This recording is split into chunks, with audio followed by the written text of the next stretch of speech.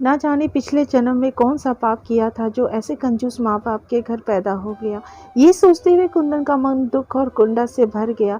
औरों के माँ बाप कैसे हैं जो अपने औलाद की खुशी के अपना सब कुछ न्यौछावर कर देते हैं, और एक मेरे माँ बाप है जो हमेशा मेरी छोटी मोटी ख्वाहिशों का गला घोटते रहते हैं। मेरे लिए इनके पास कभी पैसा ही नहीं रहता, हरदम पैसे की तंगी का रोना रोते रहते हैं। इस वक्त उसके अंदर घृणा और नफरत का ऐसा तूफान उठ रहा था जिसने उसकी सोचने समझने की क्षमता को क्षीण कर दिया था। भावावेश में उसके कदम और तेजी से उठने लगे थे। अचानक उसके मुंह से हल्की सी चीख निकली। शायद उसके पैरों में कोई कंकड़ चुभ गया था। कहीं ट्रेन न छूट जाए इसलिए उसने रुक कर देखना उचित नहीं समझा। एक पैर उठाकर उसने जूते के नीचे से कंकड़ निकाला और तेज कदमों से आगे बढ़ गया। थोड़ी ही देर में वह अपने कस्बे के छोटे से रेलवे स्टेशन पहुंच गया था। टिकट तो उसे लेना नहीं था, इसलिए वो सीधा प्लेटफॉर्म पर पहुंच गया। प्लेटफॉर्म पर खड़े होकर उसने मोबाइल निकाल कर देखा। सुबह के 5 बज रहे थे। ट्रेन अपने समय से आधे घंटे देरी से चल रही थी। वह पास के मौजूद कुर्सी पर बैठ गया और ट्रेन का इंतज़ार करने लगा। पैर में अभी भी दर्द का एहसास हो रहा था। अरे ये तो पापा के जूते हैं। वह जूते निकालने के लिए नीचे झुका तो चौंक पड़ा। शायद रात के अंधेरे में उसे दिखाई नहीं दिया था और जल्दबाजी में उसने पापा के ही जूते पहन लिए थे। जूते निकालकर उसने देखा तो पैर के तलवों में एक जगह खून रिसा हुआ था। जख्म ज़्यादा नहीं था, बस हल्का से ही चुभा था। तभी उसका ध्यान जूतों के निचले हिस्से की तरफ गया, जो बिल्कुल छत बेछत हो चुके थे। बुरी तरह से घिसने के साथ साथ वह कई जगह से फट चुके थे। तो पापा क्या रोज़ यही जूते पहनकर ऑफिस जाते हैं? जब एक बार पहनने से मेरे पैरों में कंकड़ चुभ गया तो रोज़ पहनकर ड्यूटी जाने के दौरान उनके पैरों में कितने कांटे चुभते होंगे। ये सोचकर ही उसका दिमाग सुन्न सा हो गया। तभी उसे याद आया कि पापा ने पिछले महीने ही उसके लिए कैंपस के 1500 रुपये के जूते खरीदे थे। वह पत्थर की बुत की तरह वहीं पर जम गया। 18 वर्षीय कुंदन अपने माँ बाप का इकलौता लड़का था। वह एक शहर के एक छोटे से प्राइवेट स्कूल के 10वीं कक्षा में पढ़ता था। उसके पिता एक प्राइवेट कंपनी में क्लर्क थे और माँ एक कुशल गृहिणी थी। इकलौती औलाद होने के कारण उसके ऊपर माँ बाप का कुछ ज़्यादा ही प्यार दुलार था। वह सीमित आमदनी के बावजूद भी उसकी हर ख्वाहिश पूरी करने की कोशिश करते थे। उसकी संगत शहर के अमीर घरानों से संबंध रखने वाले कुछ लड़कों से हो गई थी, जो उसके साथ ही पढ़ते थे, जिसके परिणाम स्वरूप वो थोड़ा बिगड़ सा गया था।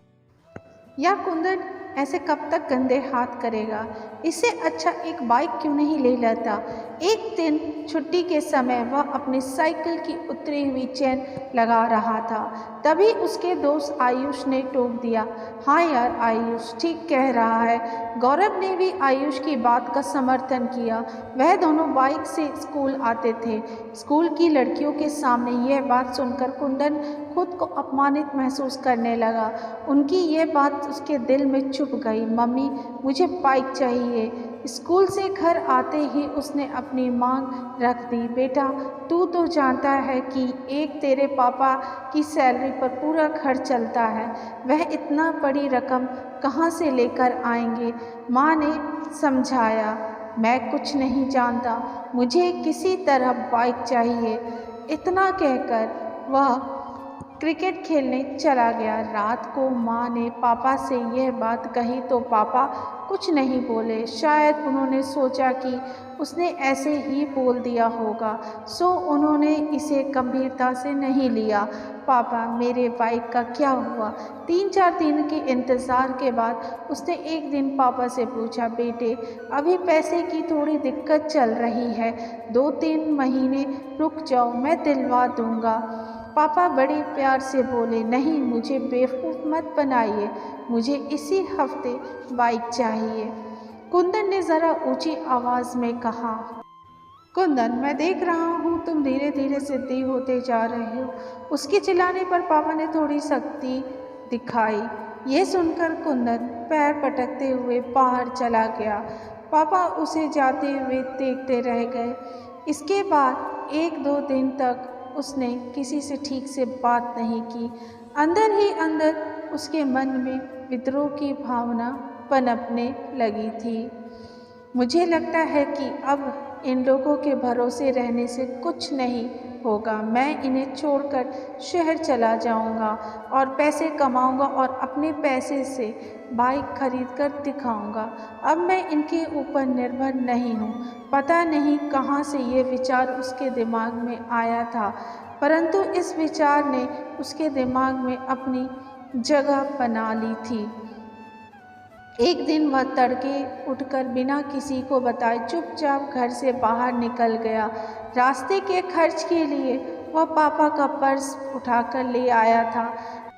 पापा का पर्स चोरी करने के आत्मबोध से उसका मन आत्मकलीन से भर गया। ट्रेन स्टेशन पर आ चुकी थी, परंतु उसे समझ नहीं आ रहा था कि वह क्या करे और क्या ना करे।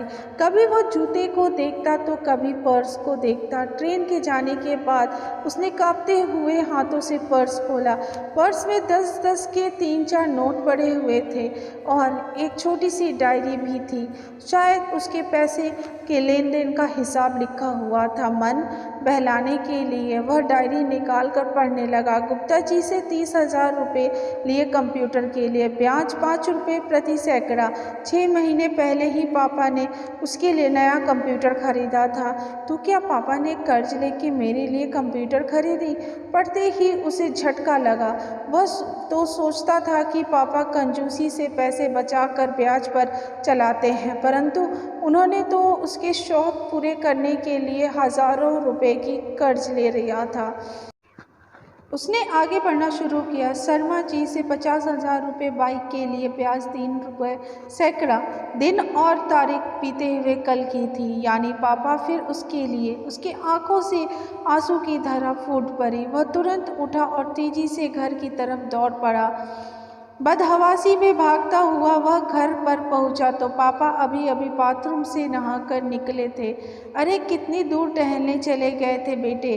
चलो जल्दी से तैयार हो जाओ, बाइक एजेंसी चलना है। पापा उसे देखते ही बोले। इतना सुनते ही कुंदन के सब्र का बांध टूट गया।